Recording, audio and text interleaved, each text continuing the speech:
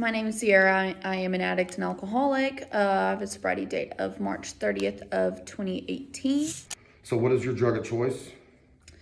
It was methamphetamines and alcohol. I started drinking at the age of 15. And then meth, I started at about 19. What was the turning point? My family that I thought they disowned me. I never really heard from them or anything, and they all reached out along with my dad that's in recovery as well, and they told me I had an offer to go to a treatment center on scholarship, and they all told me, this is the only opportunity you're gonna get. Like, you have to take it. And by that time I was sick and tired of everything, but I didn't know what else to do. So you are a board member of R.I.P. Project. That's Recovery is Possible, guys. She's one of the first I handpicked. Being intelligence, also a clean time, quality of sobriety, and diversity in the project. How do you find our mission statement? How do you find what we're doing and my initial vision, which has evolved into a whole lot more, and it's involving a lot of people, and it's taken turns in every direction. But initially I just wanted to reach out to the unreachable. I thought at the time it would be neat to take the rooms to the streets. I've seen it done. We don't really do that here. So how do you feel about that? Obviously you're on the board and a part of the street outreach also, but. And I like that you brought that up because yes, this has not really been seen in Lubbock. We are even though it's a big recovery community, it's Indeed. A very small portion of what it could be.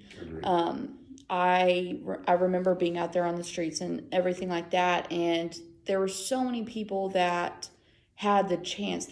Everybody has a chance to get sober, sure, but they don't know how, because they were either brought into this life around it, and family members, they did not understand the damage that was being done with letting their children, drink, and then just things in life, losing kids or losing family members, whatever it is. There's a reason.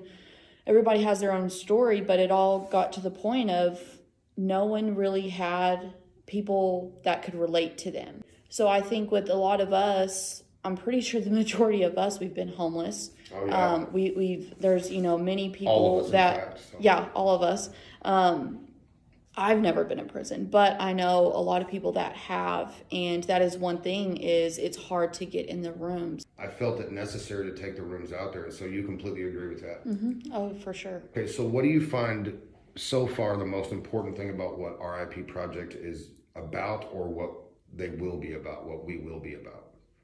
Obviously service work. Okay. And I know we kind of talked about that before, but the only way that I know that I can stay sober is helping someone else, because there were so many before me that helped me, and I have to give that back. And that's one thing, someone said it the other day, like it's insane that in order to keep what I have today, I have to give back. It is ironic, but that's the thing, is because if I had someone like me other than my dad, if I had a female come to me, while I was in the trap house or anything, and be like, hey, I have a solution for you, you don't have to live like this anymore, and give me their testimony, or just simply the attention of, hey, you don't have to be here anymore. I have, and that's also, getting into, a sober living, or finding out a way, to get them into treatment. That's what we need more of. We've been contacted by friends that I know, friends that you know. We've been contacted by people I've never met that are in addiction on the street right now, have gotten a hold of me and said, I cannot believe what y'all are doing. And it's beautiful to me, taking on a life of its own. There's about 12 of us involved, and I couldn't do it without y'all. And this maybe have the same answer it probably does. What is the most important part of your work recovery? Individually, aside from the project, if you had never met me or this project, what has been and what will be the most important part of your sobriety? It's not talked about a lot, but my mental health. I do have a lot of issues with my mental health, and have actually gone to treatment for it while in sobriety.